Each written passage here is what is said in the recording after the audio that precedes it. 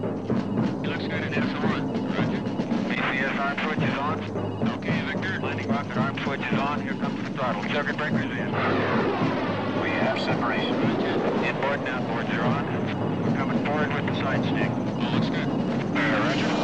I've got a blowout. Vapor 3. Get your pitch to 0. Pitch is out. I can't hold altitude. Correction. Alpha hold is on. Trim selectors emergency. Flight column. I can't hold it. She's breaking up. She's breaking.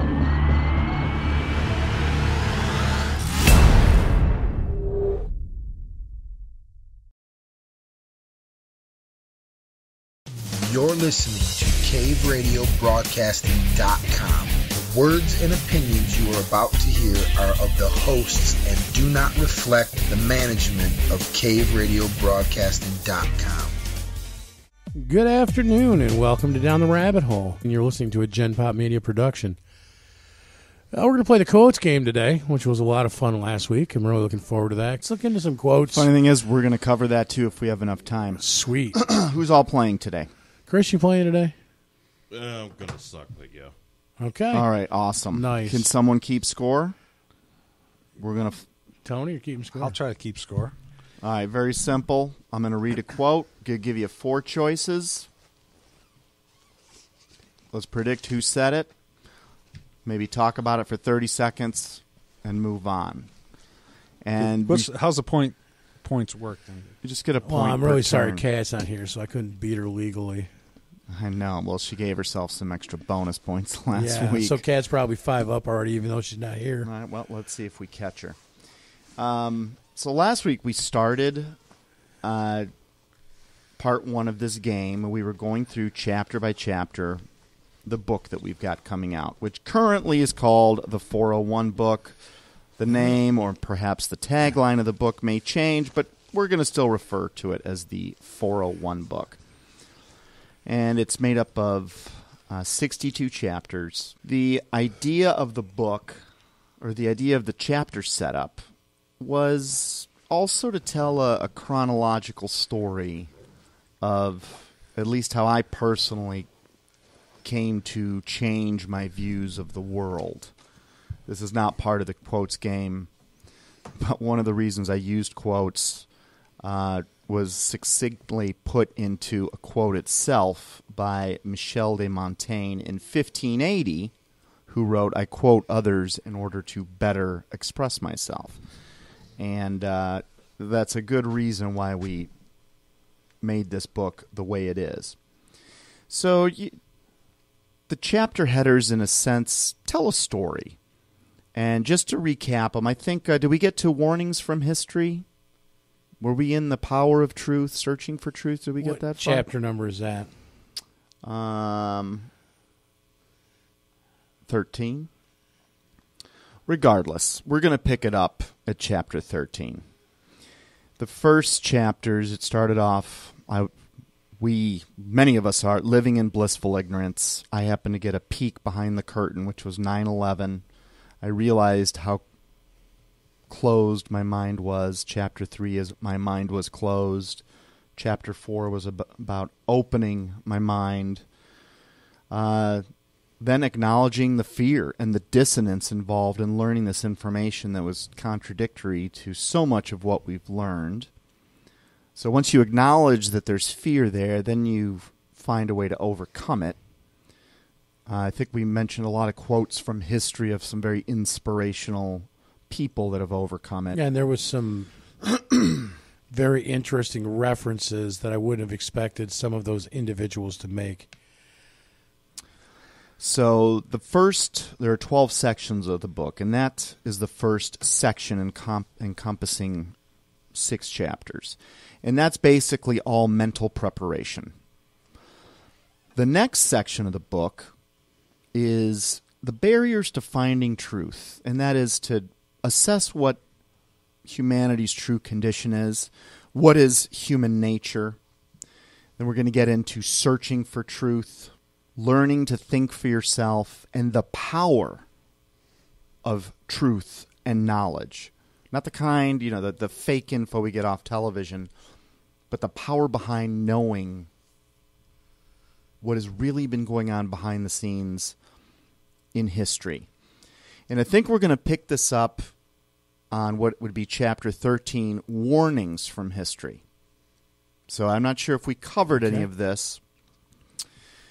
Most of these quotes are going to be either of or from well-known people. The vast majority of them. And for today's little game, I tried to keep these people that certainly we've discussed, but that most people would recognize in their home.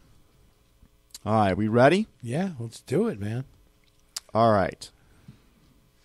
I'll even give you the year of this quote. It was made in 1947. The quote is, "There is a serious, immediate, and extraordinarily grave threat to the continued existence of this country."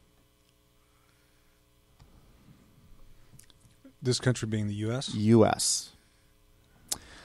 That was either Eisenhower, Truman, Joseph Kennedy, or James Forrestal. What year was this again? 1947. James Forrestal was the Secretary of Defense. Truman was the president. Eisenhower would be president. Okay, so we'll start with me, and then we'll go to Chris and Tony D. All right. So I'm thinking Joseph Kennedy. Okay. Chris? I'm going to roll the dice and say Truman. Okay. I'm going to go with the last Forrestal. James Forrestal. Okay. It was James Forrestal. He wrote this in a memorandum to Clark Clifford. And what's interesting about Forrestal, I'll read the backstory that's in the book. Yeah, do, please. Although many believe Forrestal was murdered by being thrown out of a Bethesda Naval Hospital window, his death was ruled a suicide. Columnists Drew Pearson and Walter Winchell, you probably have heard of, led a press campaign, which many would today find libelous, against Forrestal to make him appear paranoid, like a nut. But official evaluations of his psychiatric state never mentioned any sort of paranoia or mental debilitation. This was a guy who was the Secretary of Defense. He was, and I'll say suspected, but he was one of the original members of MJ-12, Majestic 12, the group put together to research UFO phenomenon. Okay. It was tasked by Harry S. Truman to investigate this burgeoning UFO condition that began at the end of World War II. Now, to keep this quote in context, he was talking about the dangers of overspending on national defense. On one hand, it sounds pretty standard Washington, but it's a little different when you look at the details. For starters, he's either melodramatic or he's really talking about the survival of our nation. When you think about it, this sounds very much like Eisenhower's warning about the military-industrial complex about 14 years later, which he gave during his farewell address in 1961. Here's a top-level government official. It's a warning from history. And like many of the people we're going to talk about, early strange deaths, suicides, murders, heart attacks, train accidents, airplane accidents, you name it. All right. Tony's up 1. Tony's up 1. Is it 1 point? Yeah. Mm-hmm. Chris will get the first answer on the next one. So, quick question about that. Similar stories with the MK Ultra. Guys get thrown out the window. We're going to get to MK Ultra. That's a different scenario, though.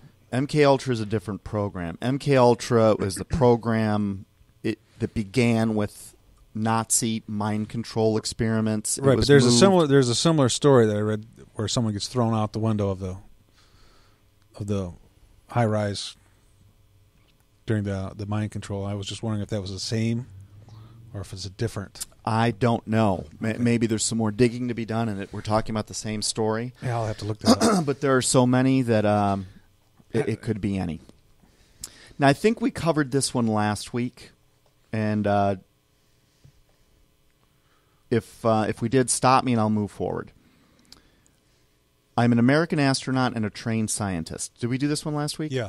Yeah, that actually does sound familiar. Okay. That was astronaut Edgar Mitchell. Yeah, we Yep. definitely did that one. Emphatically stating there is, in fact, a threat in space, and he claims to know it for a fact.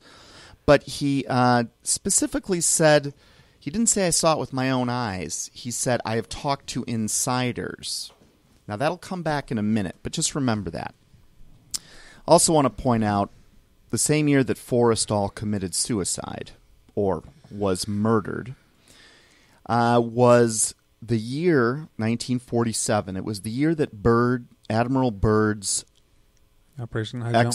Thank you, Operation High Jump to the South Pole was conducted. Now, this never made it into the American newspapers, but I saw this in print myself in my first language, Spanish. I verify that this was a true quote.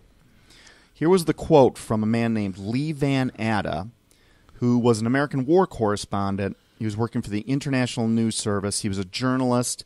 He was also a child actor, which is somewhat interesting, but that doesn't matter. In 1947, and this appeared in a newspaper by the name of... It was under a title called A Bordo del Monte Olimpo in Alta Mar. And it was in the El Mercurio newspaper out of Santiago, Chile, right next door to the country I was born in. And that article quoted, in 1947, Admiral Byrd. And here's what the article said. Admiral Richard E. Byrd warned today that the United States should adopt measures of protection against the possibility of an invasion of the country by hostile planes coming from the polar regions. Talking about the recently completed expedition, Operation High Jump, Byrd said that the most important result of his observations and discoveries is the potential effect they have in relation to the security of the United States. In other parts in the article, he said that he witnessed craft that can travel from pole to pole in less than 6 minutes. All right. Moving on. Next quote. Ready? Do it. See.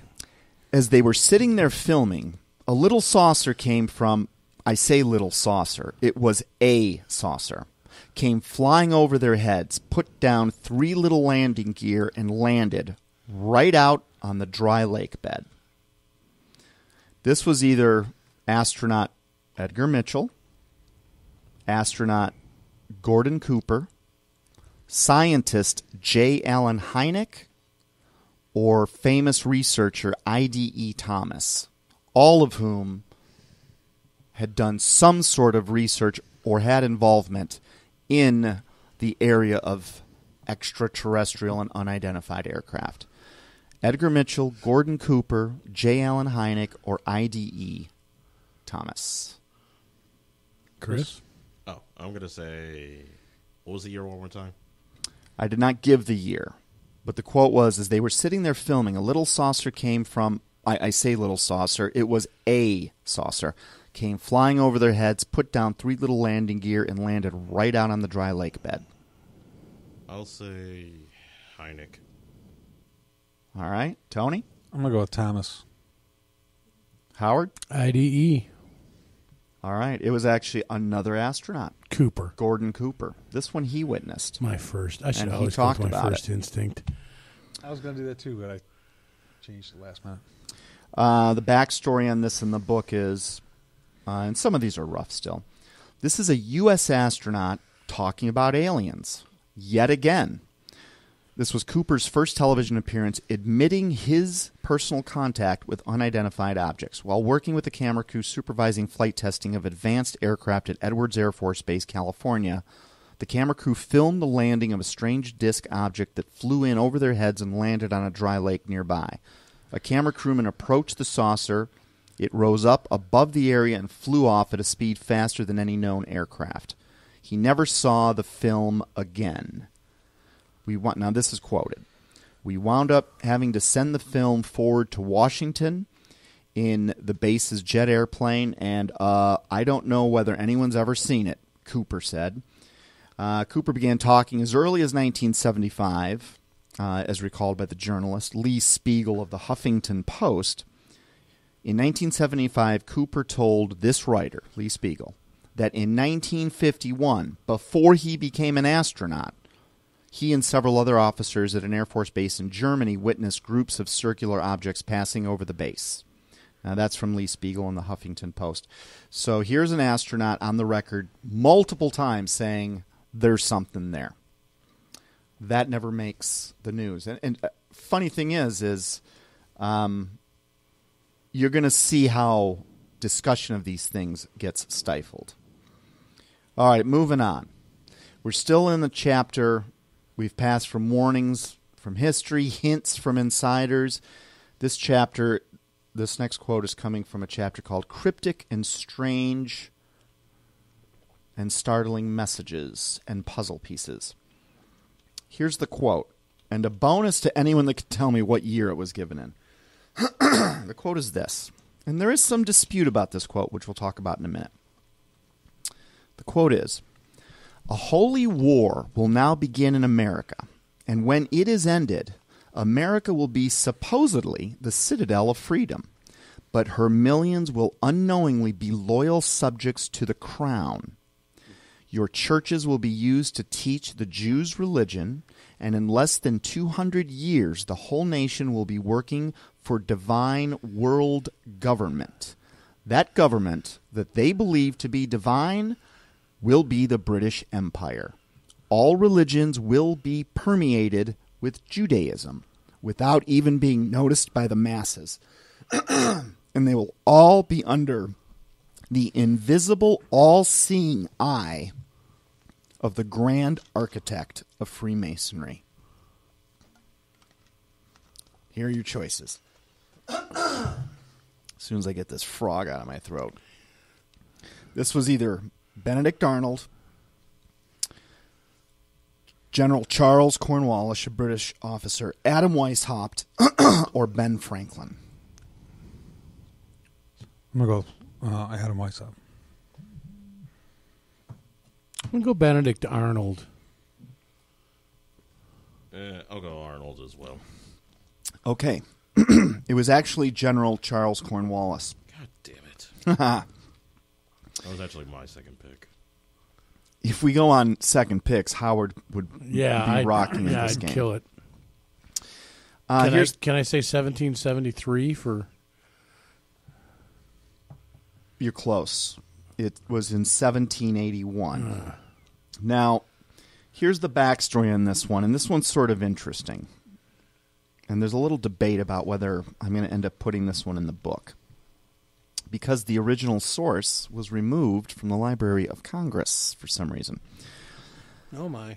During British General Charles Cornwallis's surrender to George Washington at Yorktown, which was October 19th, 1871, he wrote the lines I just quoted. The invisible all-seeing eye is, of course, a reference to Satan. Charles O'Hara, acting as Cornwallis's messenger, is supposed to have said this to Washington after the Battle of Yorktown during the signing of the Article of Capitulation, according to a man named Jonathan Williams, who in 1781 wrote a book called Legions of Satan. Now, this book would later be removed by the Library of Congress with claims that they've never knew it existed. We're not going to quote a man named Dan Dietrich, who worked at the Library of Congress, who, in a completely separate passage, is quoted as saying he was ordered to destroy several documents and books and works, including this one. The quote resurfaced during McCarthyism, as in Joseph McCarthy. 6 months before Senator Joseph McCarthy's mouth was closed forever, another young, unexpected death, he presented an article titled George Washington's Surrender, in which McCarthy quoted British General Cornwallis. And the full article can be found in a place called the Union Jack. Go to sweetliberty.org and look for it.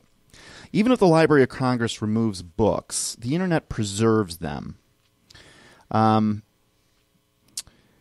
James Kerr, James Kerr, a man that studied the removal of this book, wrote, "The removal of Legions of Satan from the U.S. Library of Congress ought to ring alarm bells within all Americans of good conscience, simply because this act of public censorship is part of the ongoing effort to erase the tracks of those who are or have been actively engaged in the subversion of the U.S. Constitution and the Bill of Rights."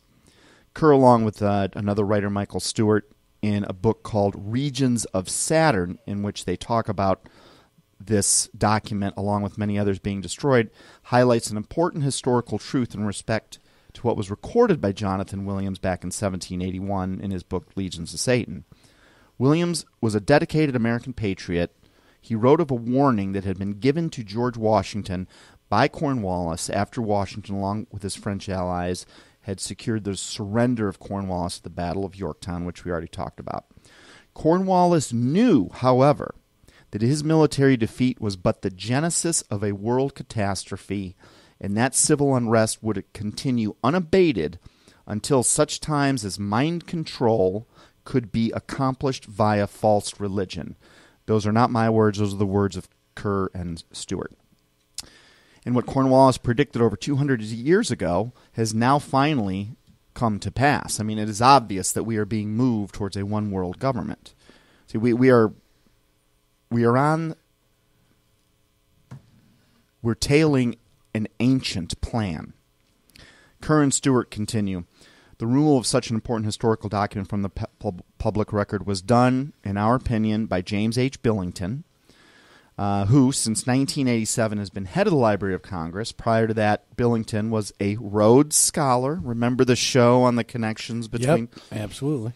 He was director of the Woodrow Wilson International Center for Scholars, yet another tax-exempt foundation actively engaged in rewriting American history, either through lies, distortions, or the omission of pertinent facts.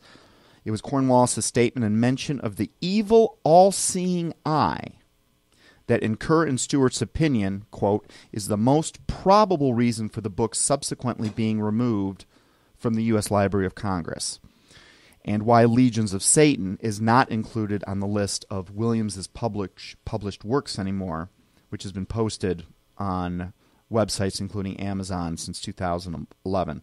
Ironically, that book, Legions of Satan, was for sale on Amazon as recently as 2011, but you can no longer find it anywhere.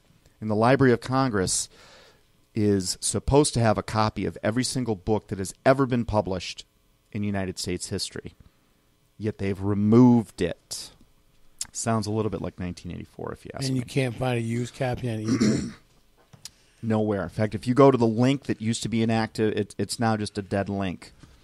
To say you can't find it anywhere, I can't say that, but that's now the type of book that would cost several $1,000s to acquire if it is in print still anywhere. And Joseph McCarthy, he was the most recent. He said it in front of Congress in 1956, and he was speaking of the book, and there was no question about this. He was speaking of the book as if it was a known fact, and he was just quoting from this book in 1956. So either the quote was made up before 1956 or it was removed after. And I suspect it was removed after. All right, we ready to move on? Yeah, you want to do one more before the break? One question about that. You said it was removed because of this all-seeing eye. I didn't say that. Or they...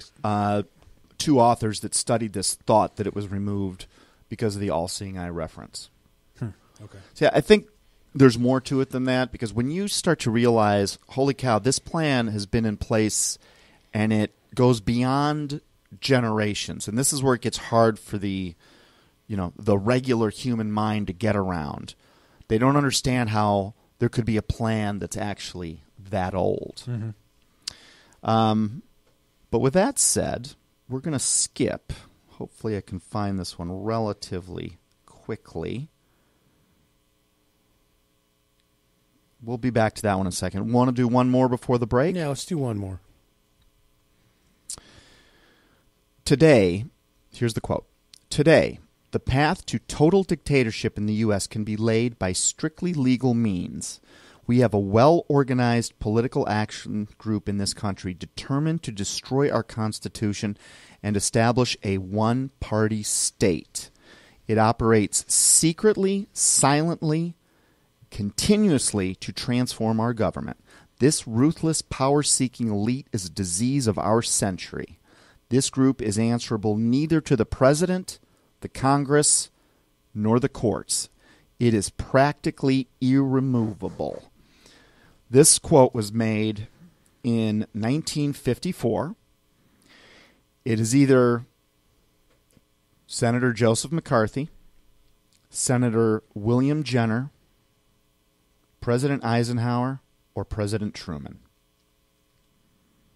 Starts with me. Yep. Jenner.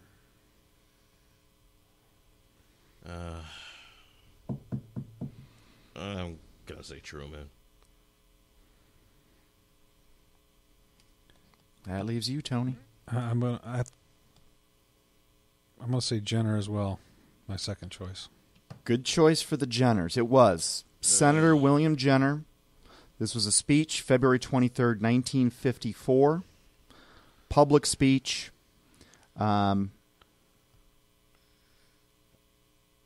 going to find this theme existing throughout. These aren't wackos. This is yet another U.S. Senator saying this. So do we want to take a break and then we'll let's pick this do up that. after the Let's break? do that. We'll have Chris pay a few bills here.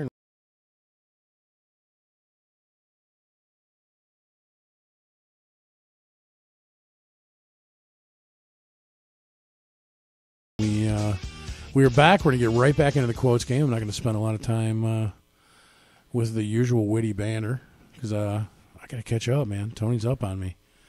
All right, So, are we ready? yes, where are you at, man? Bring it up. What's next? We're going to skip to a chat. We're going to get back into chronological order, but based on this quote about this old plan, I was going to skip to a chapter called "This is Biblical." Here's the quote. Are we ready? Yep. When our founders declared a new order of the ages, they were acting on an ancient hope that is meant to be fulfilled. This was either George Bush Sr., George Bush Jr., President Taft, or President Grover Cleveland. I believe it starts with Chris.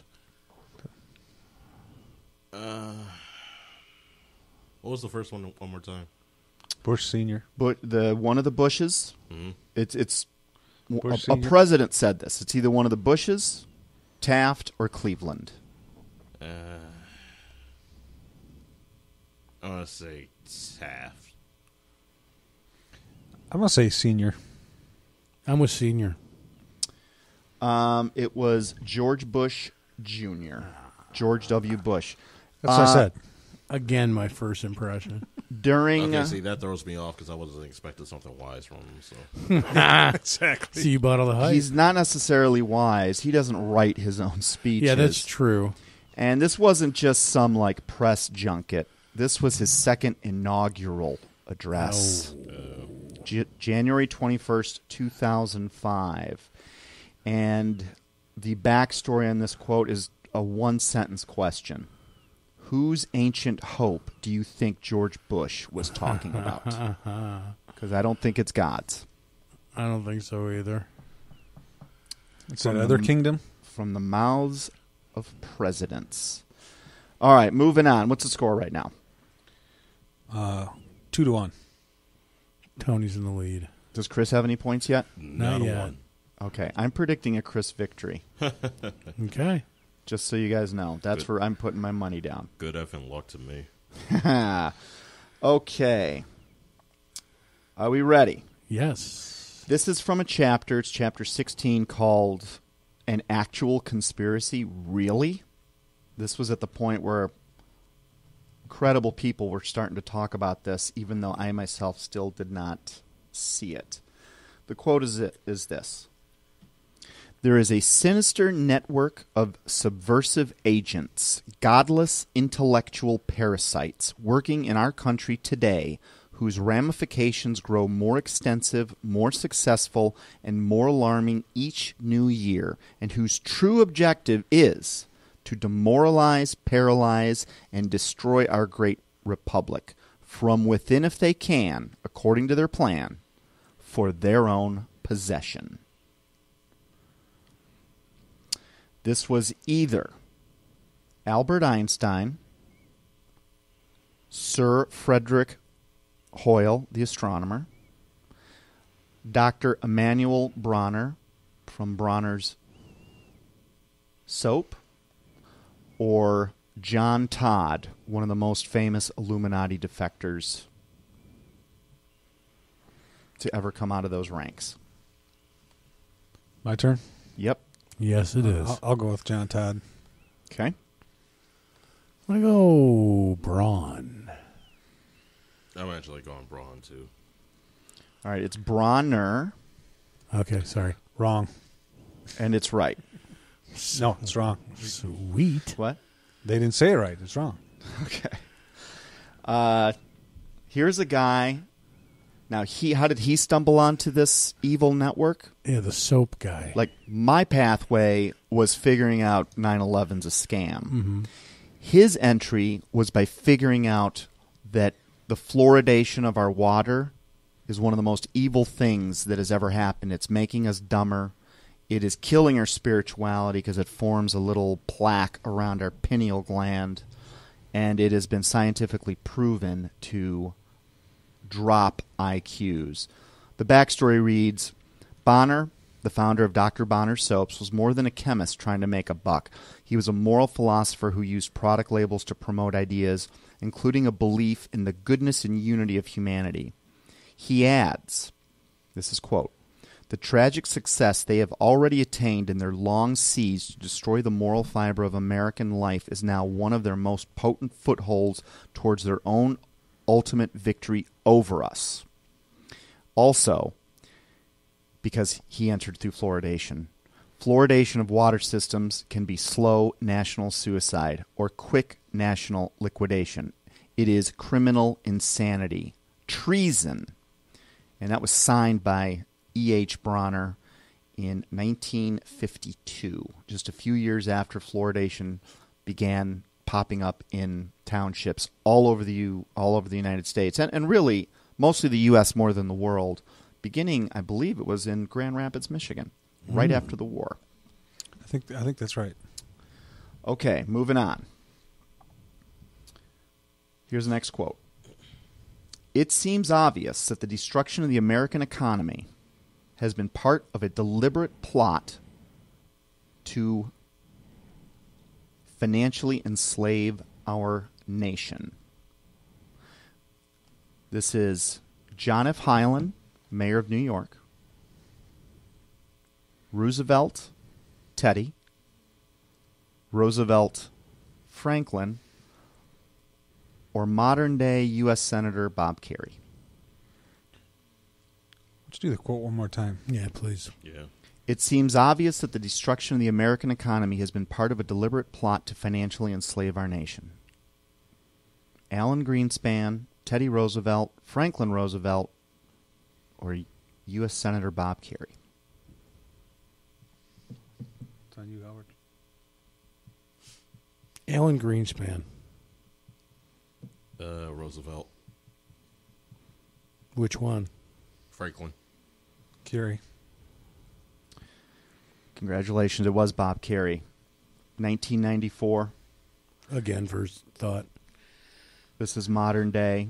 Bob Kerrey was appointed part of President Clinton's 32-member bipartisan committee. The committee was called the Committee to Study the Condition of the American Economy. It came out in August 1994. He headed the committee. And about Bob Kerrey, before entering politics, he served in Vietnam as a U.S. Navy SEAL officer and was awarded the Medal of Honor for heroism in combat. In 1993, Senator Bob Kerrey promised to support President Bill Clinton's budget plan if Clinton would appoint a committee to study the condition of the American economy. Senator Kerrey was a member of the Agricultural Committee at the time and the Finance Committee, and was a member of the Appropriations Committee from 1989 to 1996. The president established a 32-member bipartisan committee, which in August of 1994 issued their report. According to the committee's findings, by the year 2012, unless drastic changes are made, we won't even be able to pay the interest on the national debt. Knowing this, the federal government has allowed the trend to continue almost as if they're trying to run our economy into the ground, end quote. And if you guys remember the little example we went through on the power of banking and printing currency, Yep. interesting. But in 1994, he is taking the baton, which began with Charles Lindbergh telling us, this is Charles August, father of the aviator, saying that the day of reckoning is coming soon. But we now are at a point where we owe so much interest to these families that all of U.S. income tax dollars every year do not even cover the interest owed. And it is only by, quote-unquote, the, and this is a heavy quote, in quotes, sarcastic quotes, the good nature of the Federal Reserve to continue loaning the U.S. government money in order to pay its bills.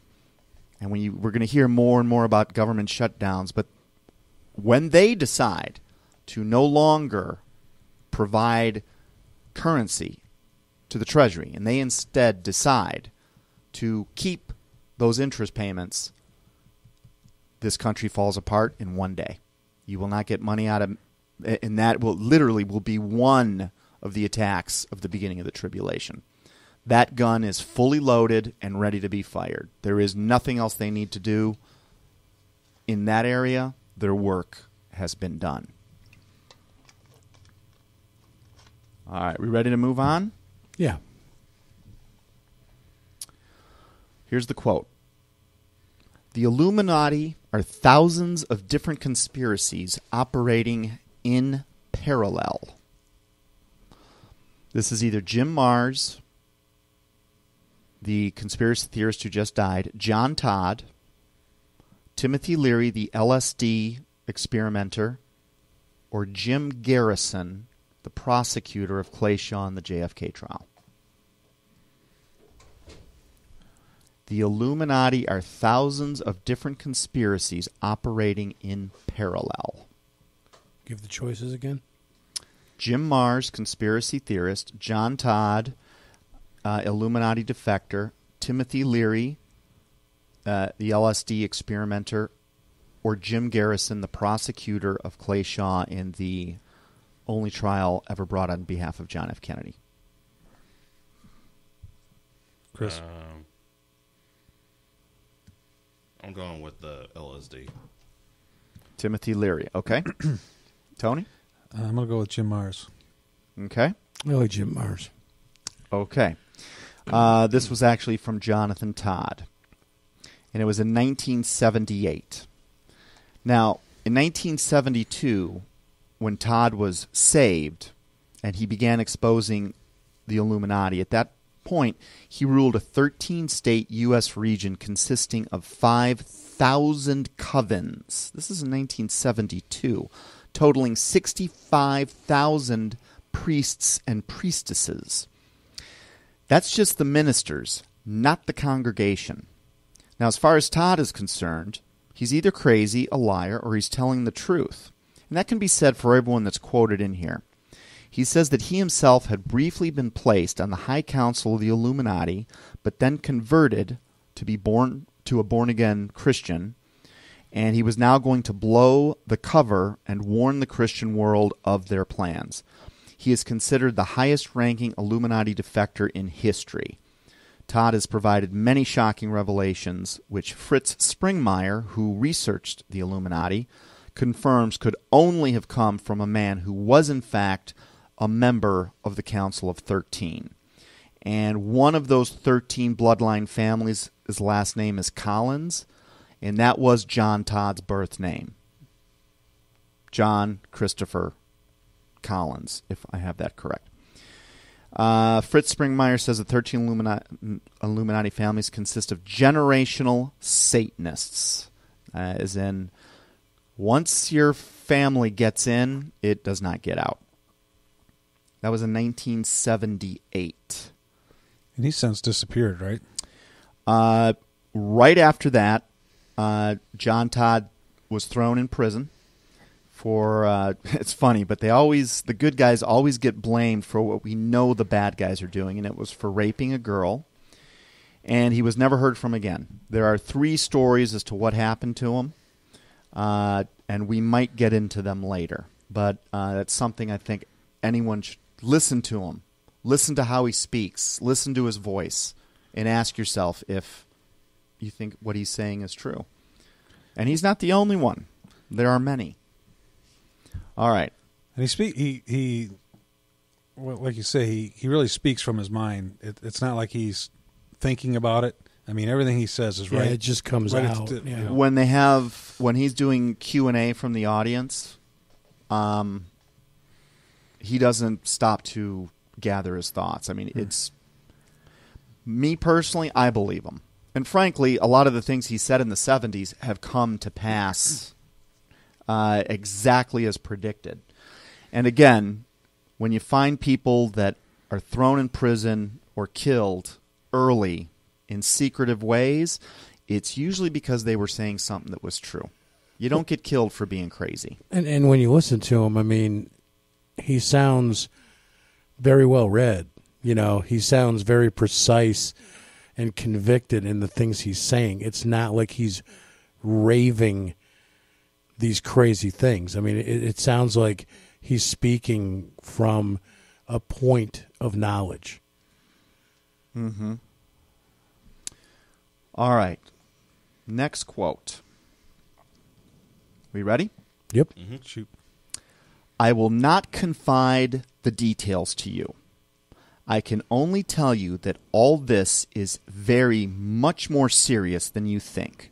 The conspiracy which is being woven is so well thought out that it will be, so to speak, impossible for the monarchy and the church to escape it. This was either Voltaire, Pope Leo the 13th,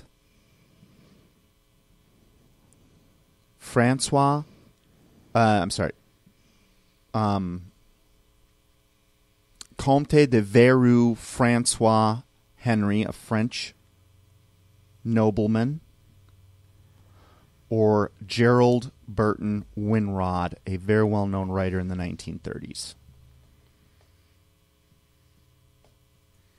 Oh, is it my turn? Yeah. I'll go with the Frenchman. Okay. The Frenchman, the third. The one that I stumbled over. Yeah. Comte de Verrou Francois Henri.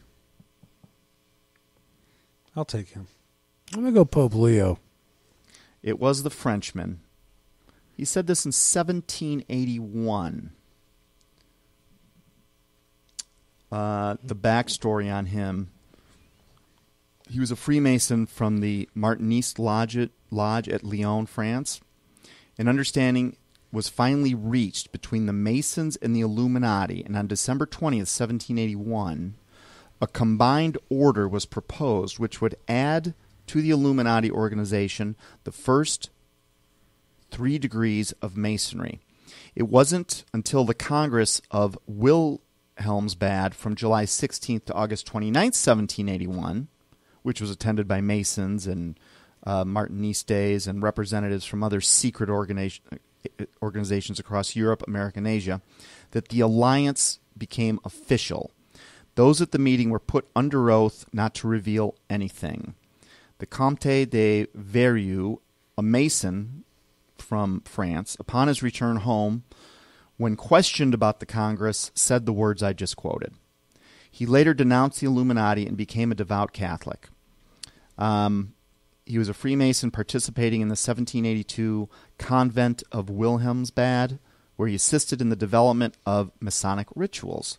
This particular convent figures in conspiracy theories regarding the origin of the Illuminati.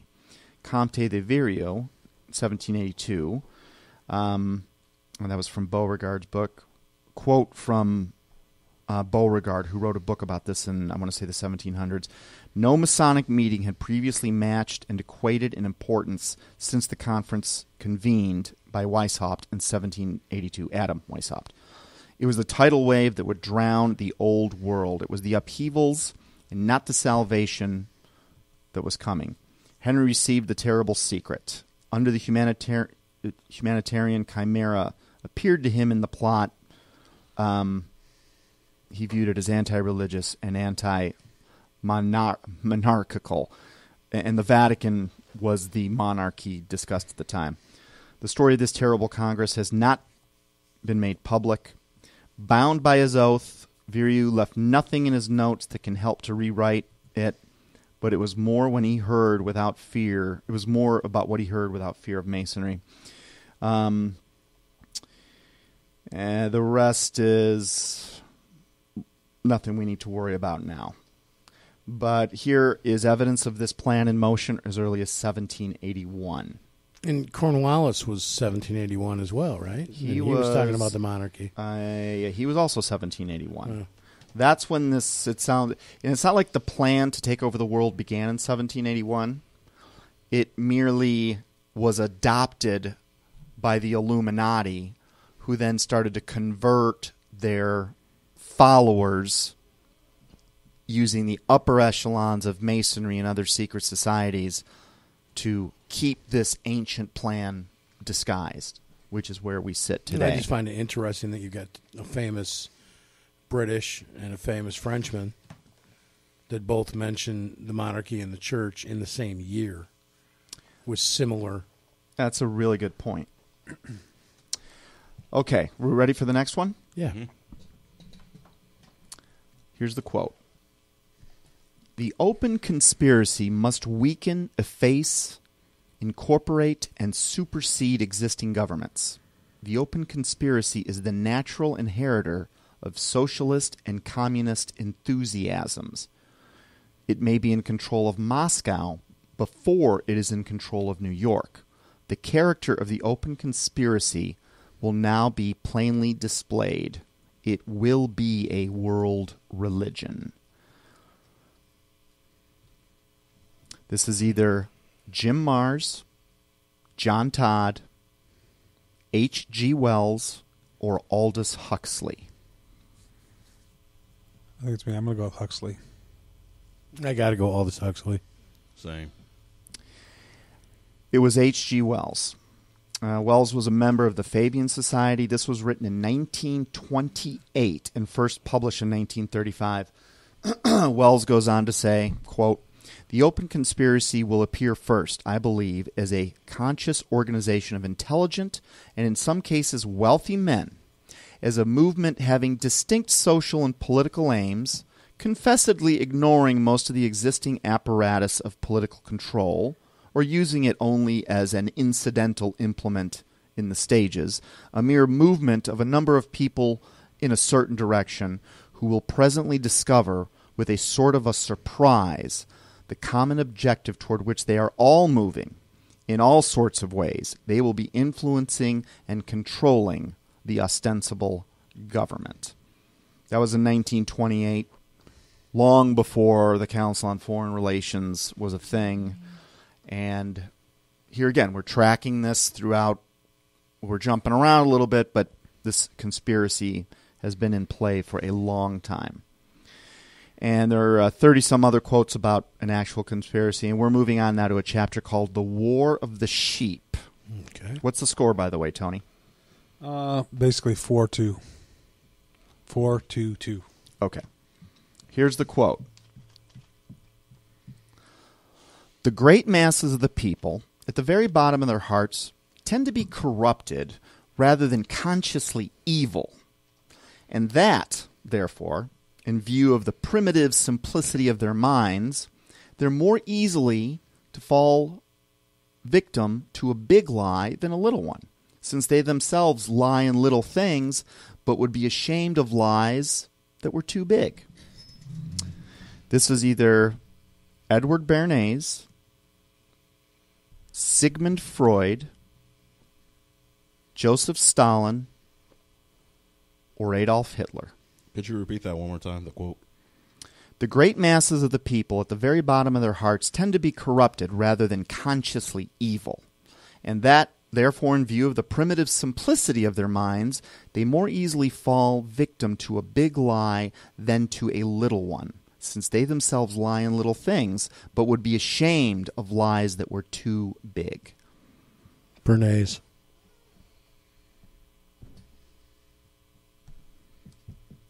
Come back to me. Okay, so you got Bernays, you got, who you say, Freud? Stalin and Hitler. Freud and Bernays were related, by the way. You said Stalin and Hitler? Or Hitler. I'm going to have to go with, I'll go with Bernays as well. I'm gonna have to try Stalin. It was in 1925. Does that give anyone a hint? Could still be anybody. It's around the time the propaganda came out, right? And also around the time that Mein Kampf came out. Which was not written by Hitler. Well, it was written by Rudolf Hess, transcribing Hitler, but I think Hitler was inspired by something very dark that might be hard for us to see. The backstory on this is, how did a low-ranking World War I soldier and later a painter learn this? From whom did he learn it? Hitler devoted an entire chapter of his 1925 book, Mein Kampf, on using propaganda to manipulate an entire nation. Today, companies spend millions on marketing surveys, focus groups, and opinion polls to learn such things. But he seemed to know it intuitively. This incredibly bold conclusion... the incredibly bold conclusions are described with such certainty, it's as if he'd done it before. Talking about Hitler. These tactics are based on an accurate estimation of human frailties and must lead to success with almost mathematical certainty. That he wrote in Mein Kampf. These tactics are based on an accurate estimation of human frailties and must lead to success with almost mathematical certainty. That's from page 34 of Mein Kampf. Yet he wrote that book while in prison, before his rise to power. Edward Bernays, who, Howard, you pointed out, did that groundbreaking book, Propaganda 1928, that book wouldn't be published for another 3 years. Frankly, these are the kinds of statements, they don't even feel human. I wondered if whoever or whatever guided Hitler was in fact human or not. Something about this quote reminded me of how the truth of 9/11 is concealed from the masses by its size and boldness. I suppose we shouldn't be surprised that the same families who financed 9/11 financed Hitler. Oh, they also praised the fallen angel Lucifer. Reading Mein Kampf gave me shivers, and that is true. It was a creepy, creepy book. Are we ready to move on? Let's do it. The interesting thing by Hitler. What do you expect? The interesting thing about that, because I think Goebbels is credited with, and you have to correct me if I'm wrong, is tell a lie, make it big, okay? Mm-hmm. Which is basically what this quote is saying too, right? That's the. It is. And Goebbels is quoted in here, but that quote, which is attributed to Goebbels, is, if I remember correctly, I couldn't find the exact quote, but here it's coming from his boss, and obviously, trickle down. It wouldn't be a surprise if Goebbels said it, and very possibly Goebbels did. And look, there's 1,800 quotes in here. I don't even remember all of them at this point. That's interesting how they're all tied. They're basically, all these things are tied together. Look, this whole book is a messaging system. Like, if you can look at this, again, these aren't conspiracy theorists talking. We're pulling people from history. We're trying to paint a picture. And right now, you might not see how UFOs tie in with propaganda, which tie in with fluoride. You might not get that yet. But they are tied in. And by the time you get to the end of the book, you'll realize why. It's just nothing you can say in 10 minutes at a party that'll make sense to anyone, because we are so well brainwashed. Okay, also from The War of the Sheep. Next quote. It must be remembered that the stakes in the information game are the highest possible. Our perceptions of the world determine our strategies in dealing with the world. Throughout human civilization, there have been highly successful integrated programs to make masses of people act contrary to their actual interests through the presentation of false pictures of the world. Those pictures must be reinforced by multiple, apparently independent sources, who in turn expect a share of the profits from the deception. Those profits typically include security from injury, i.e., you get to live, financial profit, i.e., bribery, sexual domination, status, rank, land, etc. The losing side in the propaganda war, whether they are called heretics or lunatics, may expect precisely the opposite outcome. This was either Colonel George Nelson talking about the 9/11 cover-up. George Nelson was a certified aircraft crash investigator, one of the top officials in that position. It was Joseph McCarthy during the McCarthy trials. It was Edward Bernays, or it was Albert Einstein. Chris. I'm going to have to go with the first one. Colonel George Nelson? Yes. Okay. I'm going to try Bernays again. Okay. That was my thought as well. Bernays. Bernays. All right, Chris, he's starting to catch up here. It was Colonel Nelson. He's a certified aircraft accident investigator by the military, certified. And he has stated publicly that he is certain no plane hit the Pentagon.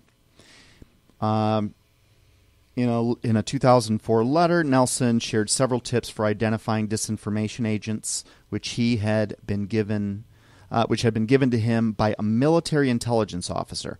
So, in a letter, Colonel Nelson, who now knew 9/11 was BS, had a government insider send him basically a how to identify misinformation, disinformation intelligence officers.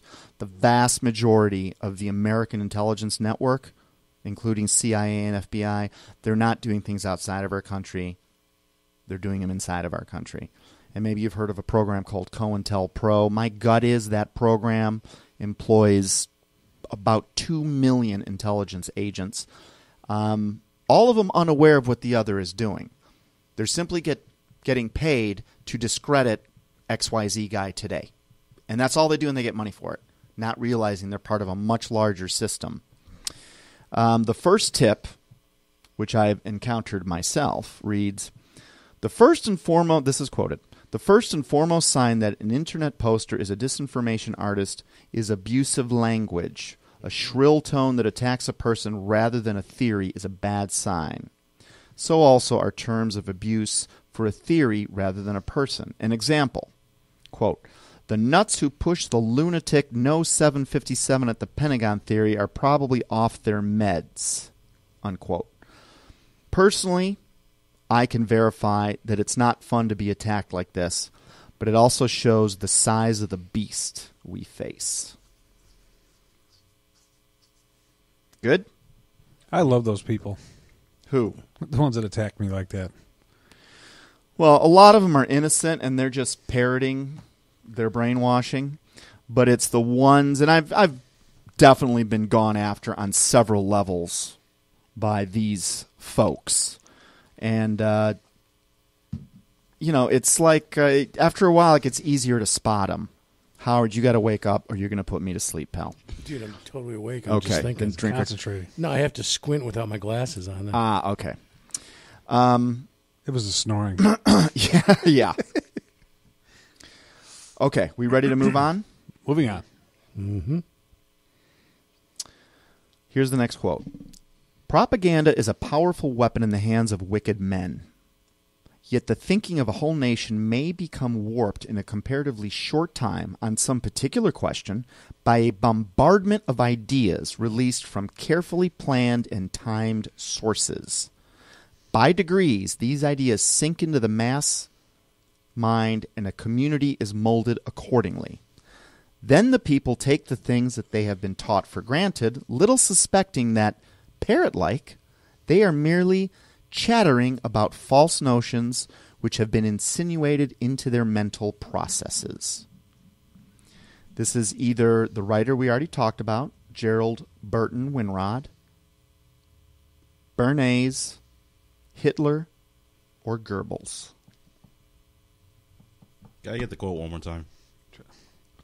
Propaganda is a powerful weapon in the hands of wicked men. Yet the thinking of a whole nation may become warped in a comparatively short time on some particular question by a bombardment of ideas released from carefully planned and timed sources.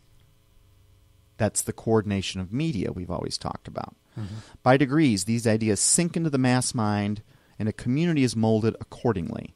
Then the people take the things that they have been taught for granted, little suspecting that, parrot-like, they are merely chattering about false notions which have been insinuated into their mental processes. And the names one more time. I think it was Bernays, Hitler, Goebbels, Winrod. I'll say Winrod. That's what I was going to say, but I'm going to try to go with Bernays again. I got it. I won't forgive myself if this one's actually Bernays. So you're saying we've Bernays picked him again? like every Yep. time, so he's got to come up. He's got to be up here somewhere. Chris, he got it. Good job. See, Chris, he Now doesn't play the Bernays cards. is a- He's playing the man. He's good. I like it. No, Bernays is a false herring. Actually, I don't even know if there's a Bernays quote on here. Or is there? I don't know. The backstory on this particular quote was Winrod had it right. And by the way, he said this in 1935. Think how quickly the human mindset... here's the backstory. Winrod had it right. Think how quickly the human mindset is changing. In 1955, Ricky and Lucy weren't even allowed to be shown in the same bed on the I Love Lucy show. Can you imagine how a 1955 mother would react if she were teleported from 1955 to 2017 without being desensitized? She'd be appalled, I believe. Yet through slow but steady bombardment of media, we have been desensitized to greatly widen our acceptance of what is normal. Without the gradual multi-decade influence campaign, the American public wouldn't have accepted it in 1955. Another way to look at it could be to imagine that suddenly, in 1956, the television programming of that era were replaced by a typical lineup from 2017, which I'm guessing would include the Kardashians and you can name all the shows. Right. There would be a march on Washington, D.C. the next day, and a virtual revolution would break out inside of this country had that happened in 1955. But with the media's constant, gentle pressure, today's generation sees no problem with what's on TV. Don't get me wrong. I'm a red-blooded American male, and I'd prefer the entertainment choices of 2017 over the 1956 lineup. Then again, the folks in Sodom and Gomorrah didn't know how far off the reservation they'd wandered either. All right, what's the score? 4-4-2. I'm getting killed. Howard, this one's for you. Okay. Courage faces fear and thereby masters it. Cowardice represses fear and is thereby mastered by it. Martin Luther King, John F. Kennedy, Robert F. Kennedy, or Woodrow Wilson. Courage faces fear and thereby masters it. Cowardice represses fear and is thereby mastered by it. Martin Luther King. Chris? Yeah, I'm going to have to say the same. Same. It was Martin Luther King, 1963. He good. A lot of what Martin Luther King talked about was overcoming our fears. And he was one of the greatest that did just that. Okay. that was from a chapter called Entering the Fight. And basically that was the equivalent of when I decided to start speaking out about these things. I really had to look through history for inspiration from other people that faced off against the very same evil machine that we do on this show. And I personally get a lot of inspiration from folks like that. Okay, next quote. Here it is. In fact, the military-industrial complex has become much worse than President Eisenhower originally envisioned. It has evolved to capture Congress. So the phenomenon should now rightly be called the military-industrial congressional complex. This was old Bush, Senator John McCain, Henry Kissinger, or Barry Goldwater. I'm going to go with Goldwater. I'm with Goldwater. Kissinger. It was Senator John McCain. Which Senator John McCain? Is there more than one? Pre-presidential race. Well, he said this in 2011. And I think we all know McCain's story. After spending several years of Vietnam POW, McCain had a long career as an American politician. The military-industrial complex. And that's just another name for the Illuminati, really. A name given by President Dwight D. Eisenhower in his 1961 farewell address is, I guess I already said it, is just another name for the nebulous organization of people that have been loyal to Lucifer since the days of Babylon. In modern times, other names like the Establishment, the Illuminati, and the New World Order are used to describe this cabal. Jesus called them the Synagogue of Satan. And you can read about that in Revelation 2:9 and Revelation 3:9. So when did McCain make this statement? 2011.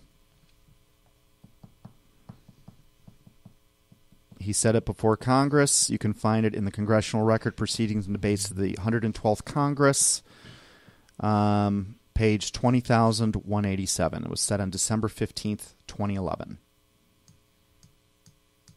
6 years ago. Wonder when McCain... Meaning the warning we got from Eisenhower is more dire than ever. I think that was after he ran for president.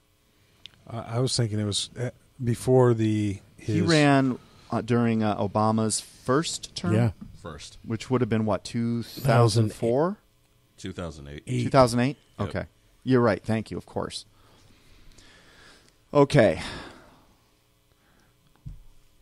Howard and Tony better get this one. Is the score tied, by the way? Is it what are we looking at here? I'm getting murdered. Yeah. 5-5-3. Here's the quote. It's not the Jews subverting the world. It's not the Catholics. It's not the blacks. It's these men who belong to the ancient mystery schools who meet in secret and decide the fate of the world. And they belong to all different races and all different nationalities and all different religions to the public's point of view.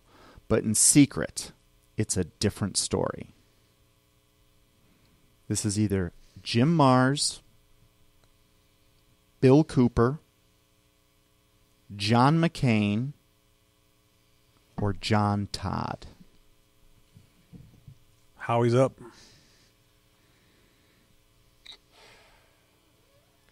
I was totally confident with Mars until you added John Todd. Jim Mars. Going with the first one. Who did I say first? Jim Mars. Okay. I'm going to go with that one also. This was William Cooper. He said this in 1992. He was being interviewed by CNN in a hotel room in Atlanta. Cooper, do you know, Chris, who Bill Cooper is? Is that a news reporter? I can't remember. He's a former intelligence agent. Former intelligence agent that left the Navy, the Office of Naval Intelligence. He started exposing secrets and did radio shows. Killed yet again. Cooper endured intimidation, threats, and I didn't know this, but he had been run off the road several times. He had been visited in a hospital after being beaten where these guys kept saying, shut up, or it's going to get worse. He even lost a leg in one of those accidents. I never knew that until we were doing background on the film we're working on.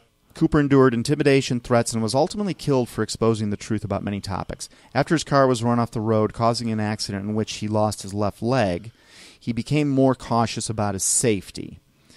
And he actually went through a period where he was quiet. Perhaps that was the reason in 1992 Bill Cooper gave a 2-hour testimony interview from a private hotel suite in Atlanta, Georgia. In the interview, he spoke about his life story, including how he arrived at the conclusion that either some powerful elite were using the book of Revelation as a playbook to enslave the world, or God really predicted our future from 2,000 years ago. The interview is often credited as a CNN interview, but I couldn't confirm that. But you can still see that it's video, so you can just see him saying it.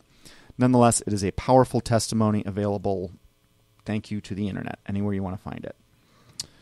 See, what's interesting is that same quote came from Jim Myers, because I just heard it, because I've been listening to a lot of his stuff, and it was almost that exact same thing came from him.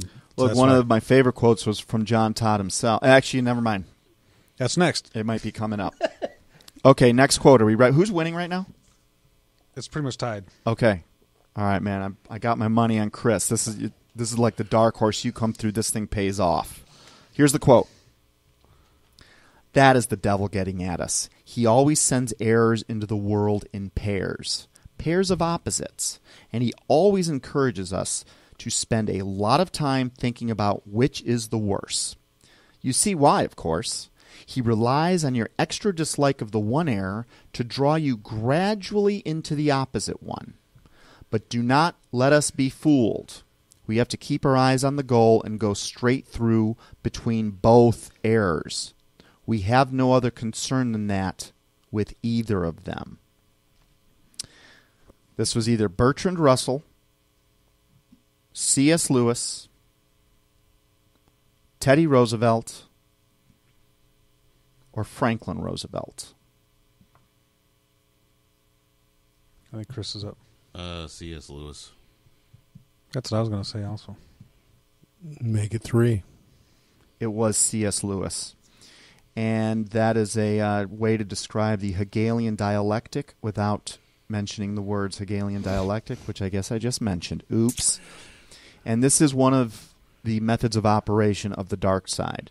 And believe me, if it works by sending in 2 errors, it'll work better with 3 errors. It'll work better with 4. Yeah. Now, you look at the religious landscape of the planet today.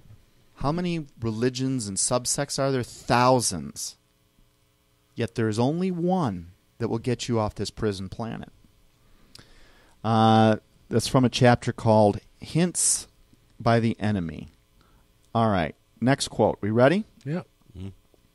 This is also hints about the enemy.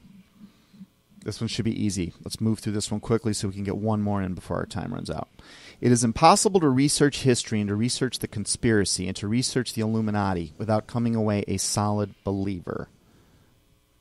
Jim Mars, John Todd, or Dave Hooper. One more time.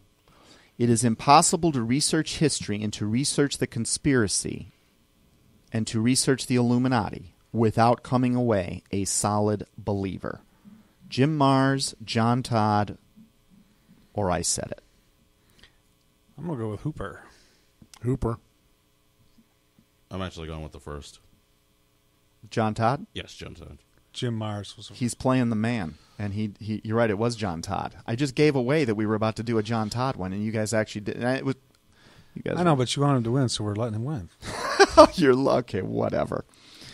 All right. Do we have time for one more? Yeah, you got time. Well, just quick. Dave Hooper did say that, by the way. That's technically we were right. Yeah. Not in those words. Give us 5 points apiece. That's cat style. Yeah. All right. We're going to skip a chapter called The Money Changers because the source of all their power comes from the ability to print money, meaning they have all the money they need to do whatever they want. This one is about secret societies, a chapter called Secret Societies Like Freemasons. Here's the quote. But when you get into a secret society of spirit worshippers, and especially when you're invited there by the direction of the higher-ups in the spirit world, you never get out of there alive. Okay, repeat that one more time before you... But when you get into a secret society of spirit worshippers, and especially when you're invited there by the direction of the higher-ups in the spirit world, you never get out of there alive. That was either Jim Mars, John Todd, Roger Morneau, or Pope John Paul II. John Todd. The Pope. I'm going to go with what was the last one? John Paul II? No, what was it? Oh, third. I'm going to go with third. John Todd, Jim Mars, Morneau. Roger Morneau. You guys all know who Roger Morneau is? Played James Bond. That's Lazenby. It was Roger Morneau. He spent about 40 years in the Illuminati, was recruited in 1947, former Freemason. He did a tell-all interview in the maybe 1995. Several hours of testimony. It was astonishing. And it was that testimony, listening to it for about the fifth or sixth time, was the moment I realized on a personal level that, oh my God, these guys aren't wackos. Because I've now heard 50 people tell me that the devil and demonic spirits literally interface with some of these high priests in these covens and secret societies. I just kept thinking they're wacko. And all of a sudden it dawned on me, wait a minute, that is what is true. And then everything else made sense. It was in that moment where I realized Satan is real and so is Jesus Christ. And I'll let you end the show from there, Howard. There's not a lot more to say after that, right? So I'm thinking we're going to finish the quotes game up next week, right? We need to. We'll do finish one more week. Yeah, let's do one more week with pick the it quotes up. game. Okay, well, we'd like to thank everybody. Thanks for playing along, Chris. Tony wins this round. You've been listening Actually, to we tied. Chris and I tied. Oh, really? So Chris. So it's a push. All right, we'll play next week. You're gonna Chris. have to play next week, Chris. Okay, we will be. We'll see you next week. To God be the glory. Great things He has done.